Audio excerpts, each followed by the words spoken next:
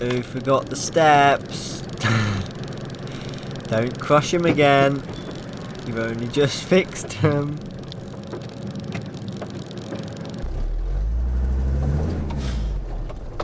Right, so, hello everyone. Oh, we are leaving the land again for one of the last times. The land being obviously the land we were on over winter. This video is going out Monday. Whoa, stop there. That was the case until you broke your laptop that evening, Max. So it's on schedule, just exactly 1 week late. Resuming on with the video. So I wanted to just check in with you guys, and this is kind of, I think, just chat to you guys basically, because I want to be more interactive with you guys, because I know that I haven't been a bit disconnected, and yeah, I just want to get to on a more one-to-one basis with you guys, as I've said before with the last few videos, which have not been clickbait. As I say, I was genuinely considering quitting, and it was a lot of stress at some point. However,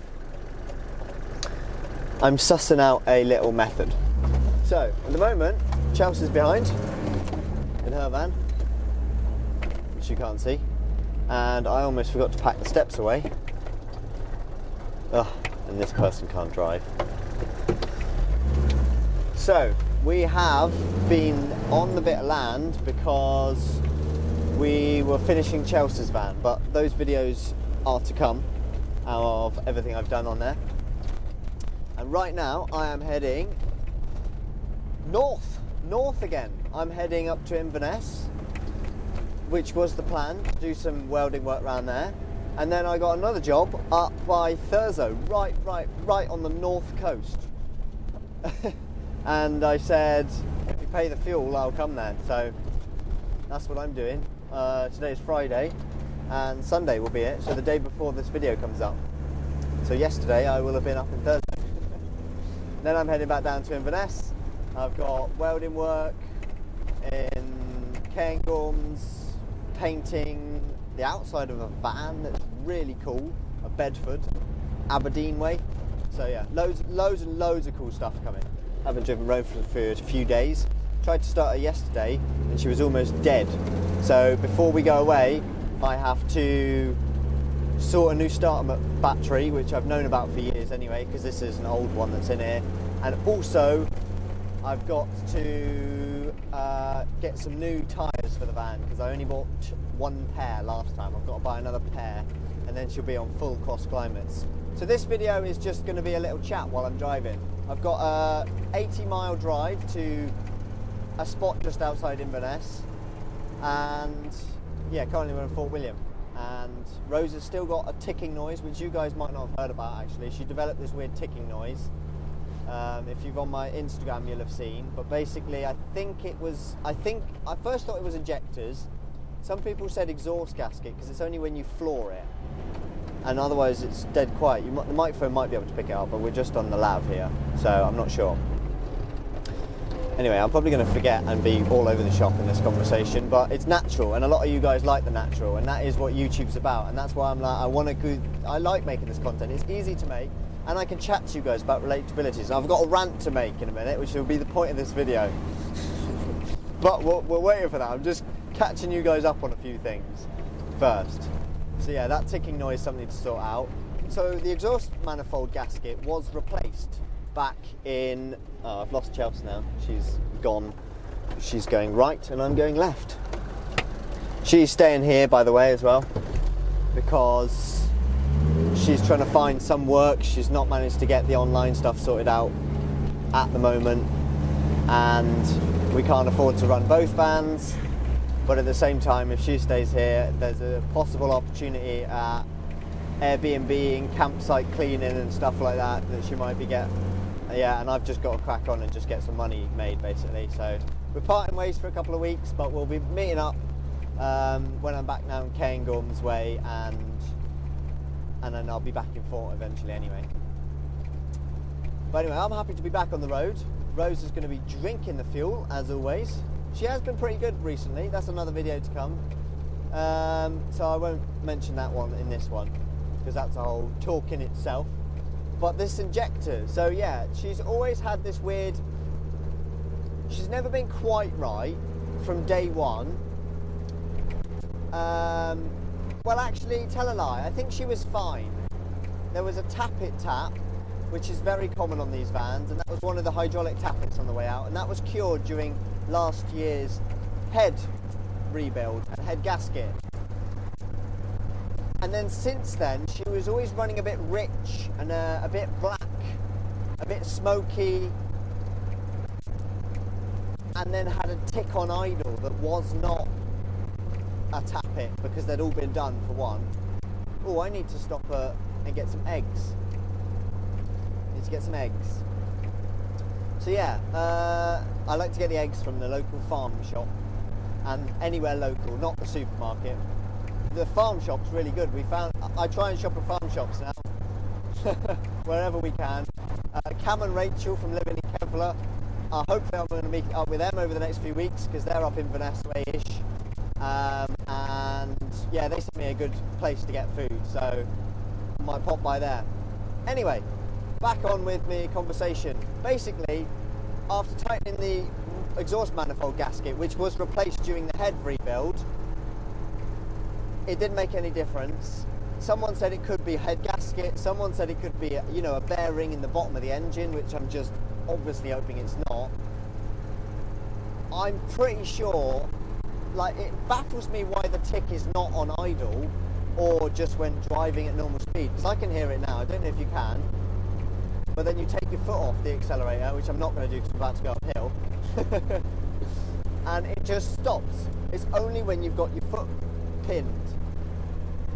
So I'm not sure, but I'm back to convinced it's injectors again, because I was going to do them this year anyway, and when you put your fingers on the injector pipes, they do like vibrate, and that can be, well, Ben, who I did all the work with in Wales, told me that that is a sign of, like, you can pinpoint an injector if it's bad by feeling the injector pipes. And we always remember feeling like 1 and 2, they're quite close together and pinned, you can't tell. But we were thinking 1 and 2 sound like they're not the best. And then ever since the rebuild, as I say, she was a bit rich and a bit smoky when starting, and when idling for a while, if you give her a rev, she'd puff out black smoke, which she never really used to do before. So something is up, fuel related. And I'm thinking, well, why wouldn't this be the same? So basically, long story short, or long story not short, I've found a diesel injector specialist in Inverness, and when I get time, I'm going to pop by them, see if they can sort me out. Because it's a pretty simple job. They just have to stick the injector on a rig and test it. And maybe if their price is good, I'll get them all done. I've got spare crush washers to replace them with because they're only single use. So yeah, that's that basically. But anyway, this is probably, well, it's nearly 10 minutes, half the video. On to my main rant. So yeah, these injectors basically, you can get sorted for, as I say, I don't know the price, but I've been quoted there online and in person by various people round about 30 quid an injector. And what that is, with these old indirect injection engines and injectors, is a simple test on the rig they've got and clean it up. And if it's really bad, they might grind the nozzle back a bit, apparently, and that fixes it. And my mate in Ruby we go, Chris and Rihanna, they've just put a brand new rebuilt engine in it, but one of the injectors was dodgy, and it was so bad, but it didn't even need a new nozzle on the end of the injector. They just ground it up and cleaned it, all for 30 quid an injector, or 25 quid, but he had to send them off. That was it. So it cost him for is it a 4-pot engine, 4 injectors, cost him 100 quid to get all the injectors reconditioned. If you want to get new injectors reconditioned, you're looking at a lot of money. Like, say, Chelsea's van, a direct injection 2010 van, a Vauxhall Movano 2.5 TDCi. they call them pretty good engines. And they are. Like Ben's dad has got one as well. And it's done 200 odd thousand miles, so it's not had a problem. Basically, my point is, and I really hate it, like these new vans, they're not all you rave to be. Like, I know a lot of you guys are into your old vans as well, because, well, you follow me for your likes of you. And some of you might own a newer van because of emissions and stuff, and that's why I get it, because the government is forcing people out of old vehicles. Because vehicles designed before 2000, basically, anything before 2000. The early 2000 stuff can be good, it's very dependent on it, but the older stuff, literally, generally, more often than not, is better because it's designed to be repaired. When I had to do the injectors on this, you just spin them out. They're threaded. On a modern thing, you've got like a crow's foot, which clamps it down, and then you have to use a slide hammer to pull them out, which probably breaks the injector like Ash had if you watched any of his videos. And then you've got to buy new injectors, which are about 200, 300 quid each, or recondition them for a similar money. Whereas if you bought a brand new injector for this van, I looked because I was looking, and they're about 150 quid brand new for a Bosch one. Even that's cheaper. And to replace the glow plugs on mine, they're about that long, they're about 60, 70 mil long, and they're quite fat. They don't tend to break. Get the engine nice and hot, douse them with WD-40, all mine came out no problem. They probably have been done before, the glow plugs, but they've probably not been done for a while, and the van was sat for years, and that would add difficulty. 30 years old, 270,000 miles this old girl's done. The injectors came out, well, I don't know, the head place didn't, but they didn't charge me very much, so they clearly didn't put up a fight. Madness, absolute madness. And you come to, say, Chelsea's van, I went to do the glow plugs in, look how long they are. And the thread is like 40 mil away from the nut, which means it's just probably going to snap. And then on top of that, this is mad. One, the connector and stuff had all completely rusted. I have got some footage on, I'll be putting it in. This is basically what I've been doing. And I thought it had completely rusted the glow plug. Turns out the glow plug's actually alright. It's the plug that's rusted. And that's a common problem on these. Water collects in the top of the engine. What? How does it get there? It's common on the Vivero as well as the Masters and Mavanos. So what? The little vans and the big vans. Anyway, not only that, I inquired to a mobile glow plug, snapped glow plug specialist up here, and I said, how much would you charge if I did snap this glow plug if I give it a go? And they said, we don't tend, are you ready for this? We don't tend to do those older style, bearing in mind it's a 2010, the newest vehicle I've worked on. So anyway, they're claiming that as old, and when I did phone up at a scrapyard, they didn't have anything before 2015 in a scrapyard, anything before. Honestly, the modern world has just gone downhill. Anyway, back to my point, because I am a tangent central man. Anyway, they said we don't do it on those older style Mavanos because when you're drilling the glow plug out, it tends to crumble the head away. Crumble the head away. What? My head is alley. I don't know what those ones are made of. But how? How does it crumble the head away? That can't be very good. Basically, anything made after the year 2000, I've said, is designed to be lasted. Right, we've got to get up this hill before I carry on. She really doesn't sound healthy with this ticking. I really hope it's not anything bad. Oh, also, while I'm making it up this hill, I've just remembered. I've been up in Scotland 1 year. 1 year. I've not left Scotland for the last year. That's mad. Right, back to my point. Now we've reached top of the hill. So, anything made after 2000 was basically designed to last 10 to 15 years and then be scrapped. Because because this is a prime example. Who designed that and thought, yeah, in 15 years they'll be able to get that out still? No. After 200 miles they'll be able to get that? No. Design things simply. Don't add all these stupid electrics that in time are going to go wrong, rub wires, wires corrode over time. Keep it simple. I know you all love your mod cons and your touch screens and your technology nowadays, but come on, I'm 21 years old and I don't want all this tech. Like, it's too much. Keep it simple. Like, living on the road really teaches me it, because I am so stubborn. I don't pay anyone to do anything, and then when I have to repair it all, I'm like, fuck, this is a lot of stuff to repair and a lot of work to do. So I've just learned, in areas of my van I even overcomplicated it, and I've gone back. Like the cab, I had loads of tech in it. Now I don't. I have a phone holder and a radio holder. That's it. Keep it simple. Same with engines. The more shit they add onto them to make them more economical and cheaper to run. Well, yeah, but it's not cheaper to run if it has to be scrapped in 10 years due to uneconomical repair.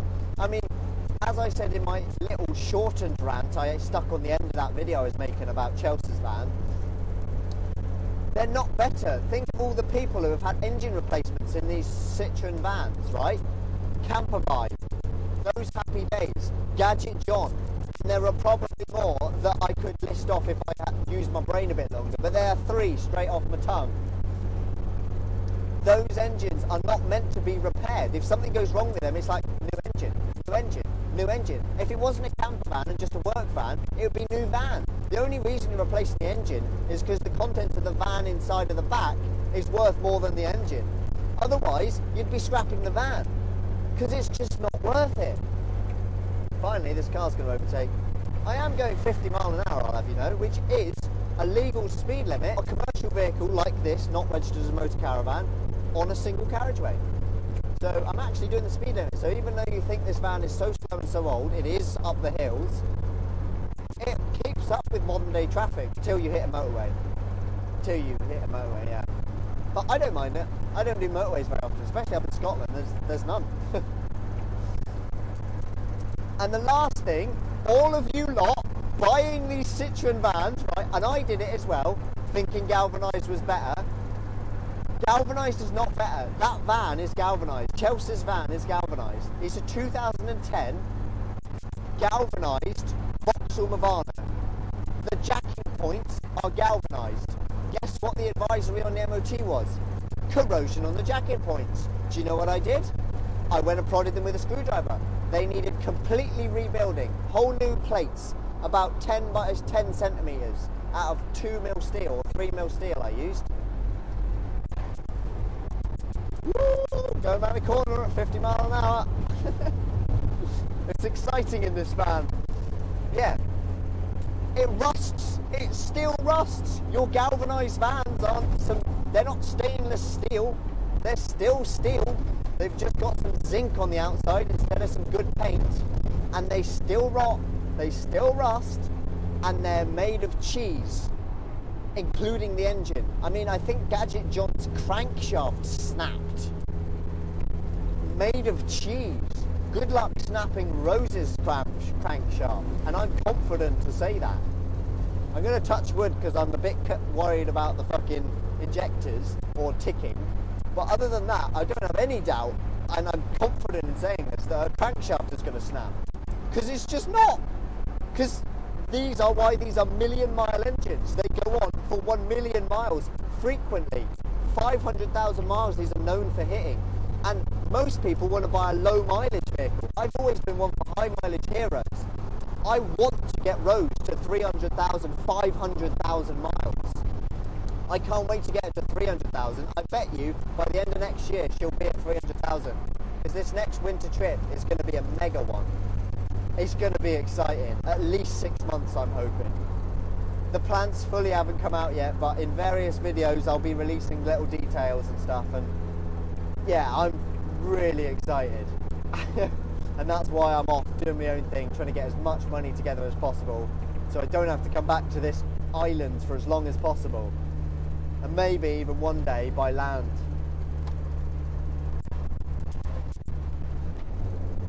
But I don't mind being a nomad as long as I can get by with Rose in other countries.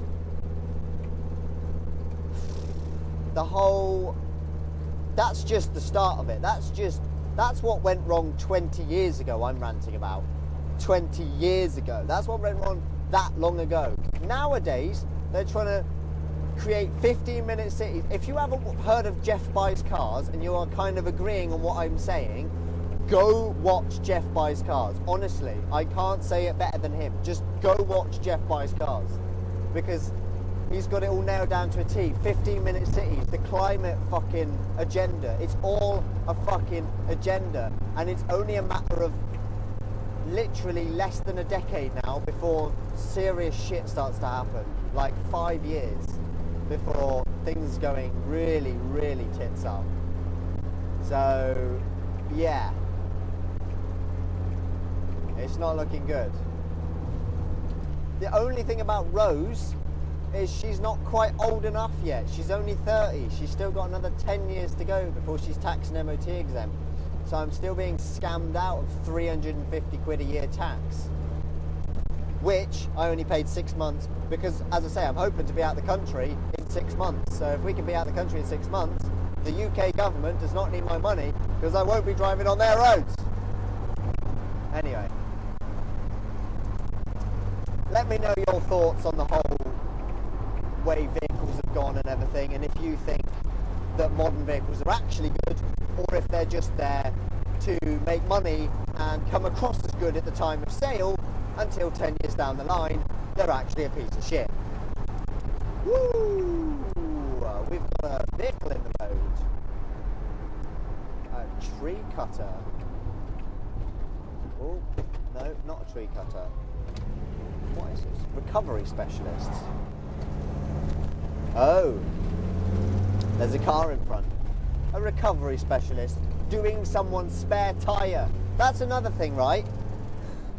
Back in the day, your car user manual used to come with how to adjust your tappets, how to adjust your valve clearances, how to do actual maintenance on your vehicle. And apparently nowadays they just come with, like, I don't even know what, but like, most people don't know how to change a spare wheel. The world has got more stupid. And don't even get me started on smartphones, technology and social media. That's another video. That really is that's its own series. Anyway, I don't mean to rant too much. I am going to put the Osmo on and film some bits of Scottish scenery as we drive up to Inverness, and hopefully we'll make a nice dinner tonight, and yeah. Ah, damn, I was chatting to you guys and I completely forgot to get eggs. I made an omelette the other day for the first time because I never thought about making omelettes, and they're actually the best thing ever because you don't need to have eggs with bread, which, even though I make my own bread is still not the best thing to have every day or very often. I'm trying to eat very healthily at the moment, and yeah, you just stick a load of veg in, onions, red peppers, a lot, potatoes, some eggs, stick it in a pan, let it cook, and there you are, you've got a really nice lunch. Again, another thing, which I don't know whether I should talk to you guys if you're interested in health things and stuff, because I'd be interested in doing some rants on that as well. But yeah, apparently, like, I mean, I know that the human species was like hunter-gatherers and stuff, but we're apparently meant to have just, you know, one meal a day. And it's the whole food and consumer agenda again that's made sure we must have breakfast, lunch, dinner. You must have 3 meals a day. What, so you can sell us 3 meals a day? Probably. Because you're not meant to eat when you get up. Drink water. Drink water. That's what you're meant to be doing. Drinking water. And then towards the end of the day, you know, early evening, have something to eat, but then also don't eat too late. And don't constantly snack. because your body, your immune system uses energy. So if you're always eating, then you're always tired. So yeah, food for thought, literally. Anyway, I'll shut up now. Do you know, I've not missed the second lot of eggs. I just missed the farm shop. And now there's cars coming the other way, which is just brilliant. Yes, that's good. Timing on the cars though.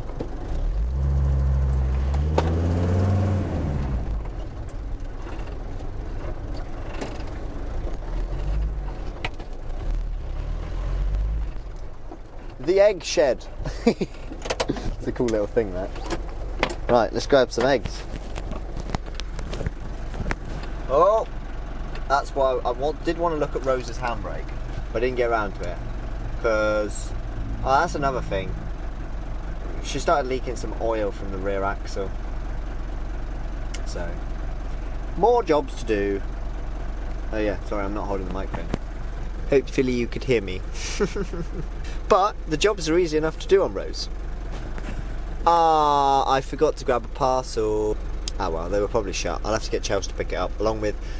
I ordered some magnetic mounts for the Osmo, because it's got like a magnetic mount thing, but I've only got one magnetic like adapter that actually attaches it to things.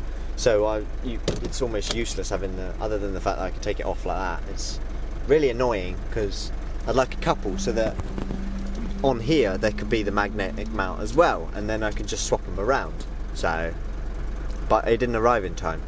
It was meant to be here Saturday till Thursday, and it's still not here, and apparently it's going to be here now Saturday, which is a week late.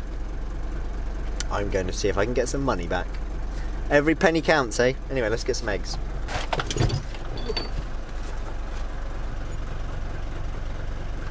Eggs!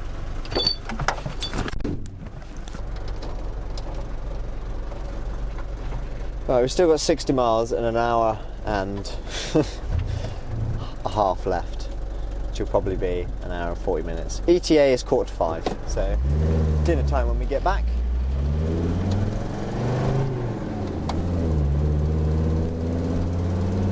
Might have pizza, because I just spotted the dough in the fridge. I hope I lock that fridge. I always forget to lock the fridge.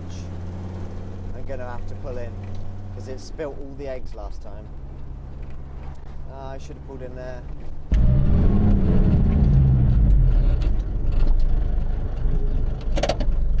Panic over. I did shut the fridge. That's good. Right, onwards. What I was saying at the beginning of this video and then never got around to saying is my plan for uploads. So I'm planning to upload my episodes on a Friday, and you guys can enjoy them over the weekend. And then on a Monday, I'm going to stick out a little rant like this. The episodes are coming together. I'm trying to make them into like mini little film series. So let me know what you think of them as they come out. Really appreciate your feedback. I'm just trying new things basically, and trying to tell a story, as I was saying before. And often I forget to record bits, as you do, you know. We're not, a lot of YouTubers aren't, you know, this filmmaker, cinematic miracle, write a plan for each video. And when your life's on the road, you can't have a plan. Things change, and sometimes you forget to document it, sometimes it's stressful. It's all over the shop.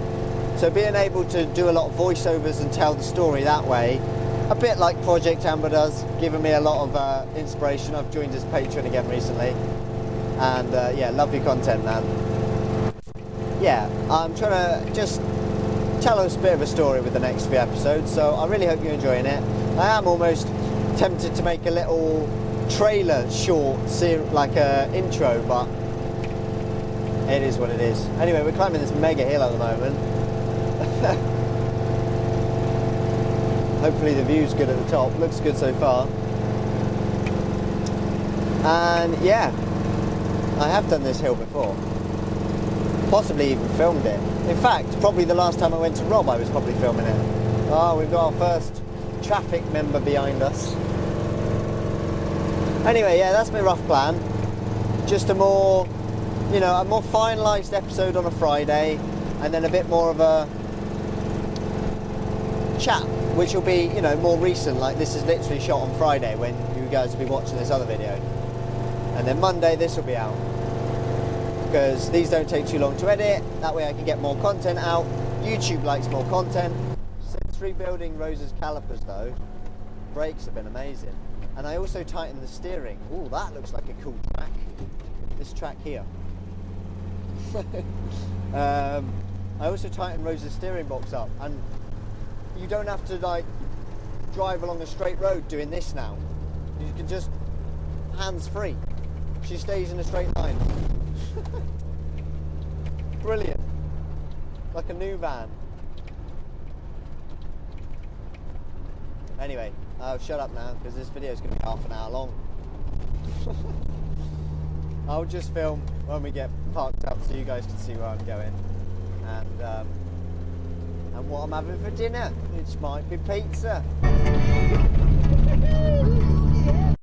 And that is yet another thing I absolutely love about these vans. They just bring happiness to not only the other people, but especially the people driving them. It's just like, ah! We were both like, ah! Brilliant. That was cool. You really don't see many of them. We saw an equivalent of Jamie's Red Cross ambulance in Morrison's car park, and I'm pretty sure it's the one I kept seeing around Fort last year anyway. I'll have to meet the owners of that one day. It's a left-hand drive import, same as Jamie's. If you know Jamie, you know Jamie. If you don't, you don't. There's only a handful of you that probably do. And he's a great guy. And hopefully, I'll catch up with him again this year. I got to text him actually. Anyway, onwards. Still got 39 miles to go. 1 hour. Hello,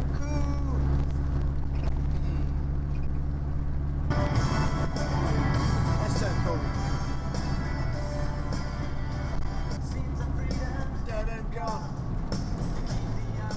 Paralysed. Couple of dead pheasants along this drive. Bit of a shame. They are a bit dumb though.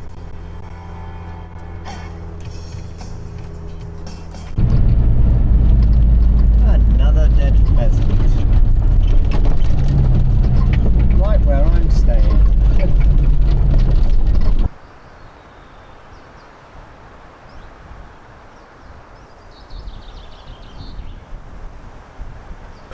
Right, made it safe and sound. Now to put some dinner on. Pizza. Not a bad day as well. We've got some blue skies up there. You can just about see. There we go. Look at all of that.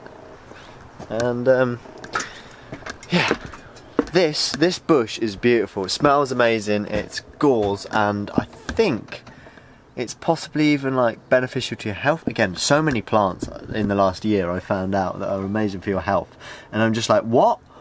And it's again part of the, like, some of them are like the protected species and stuff, and it's like, well, are they protecting them like that so that you can't pick them and you have to buy their products and medicine instead? More food for thought. Anyway, this fell off. I don't know why, because it was pretty main roady, and we've been really harsh on the west coast, and it's never fallen off completely before. It's only done that. And so was this, and this has never ever fallen off. So yeah, don't know what's going on there, but they didn't fall off again.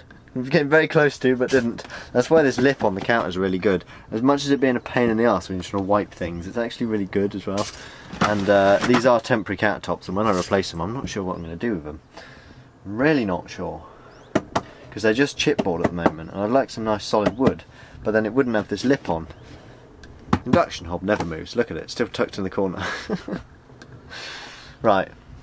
Let's get some pizza on. So, my new camera cupboard is working brilliantly. That's a video you'll have to wait and see. But yeah, in you go. So yeah, I broke my laptop and I finally got this video out to you. So thank you very much for watching, and I'm sorry that it's probably all a bit all over the shop, and you know, as I release more of these intermediate middle of the week or Monday beginning of the week videos, you'll kind of get a better understanding of what's going on. But thank you very much for watching, and yeah, I really appreciate all your feedback and views recently, and comments, and all of the love and support. It's been amazing. And as you can probably tell, I fixed my laptop a week late. I'm recording this on Saturday the 10th of May, so you guys will be seeing this in a couple of days. And yeah, it's been absolutely scorching up here in Scotland, like almost 25 degrees, and I've been in the river. But that is all to come. Stay subscribed, stay tuned. Thank you for all your support. Absolutely, always really appreciate it, and thank you so much. I can't be more grateful, because yeah, we're almost at 5,000 subscribers. Thank you very, very much, and hopefully the rest of the Winter Scotland series takes off. But anyway, I'll leave you here and won't drag you out any longer, and goodbye.